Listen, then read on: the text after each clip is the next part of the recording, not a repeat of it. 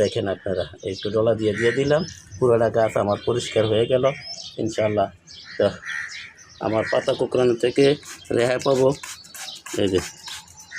এই যে ডলা দিলাম, দেখেন আপনারা, এই যে ডলা দিলাম, এই যে ডলা দিলে পরিষ্কার হয়ে যায়। তো দয়া করে আমার চ্যানেলটা সাবস্ক্রাইব করেন এবং বেল আইকনটা বাজাই দেন, আমি যাতে এই ধরনের ভিডিওগুলো ছাড়ার সাথে সাথে আপনাদের হাতে পৌঁছায় যায়, আপনিও দেখতে পারেন, শিখতে পারেন, জানতে পারেন।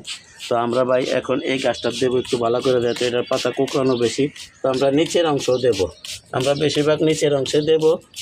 যেহেতু এটার ভিতরে আমরা নিচের অংশে দিছি, গাছও দিছি, তো এটা তো আমরা বেশিরভাগ নিচের অংশে দেওয়ার চেষ্টা করবো, কারণ পাতার যে নিচের অংশগুলো, এই যে এখানে কিন্তু আপনারা এই যে দেখেন পোকা ডিম পারে। তা আশা করি বিষয়টা বুঝতে পারছেন। তা আপনারা সবাই গাছের পাতা কুঁকড়ানো রোদের জন্য এই ব্যবস্থা করবেন, আশা করি উপকার হবে। তো সবাইকে ধন্যবাদ জানিয়ে আজকের মতো এখানে রাখি। আসসালামু আলাইকুম।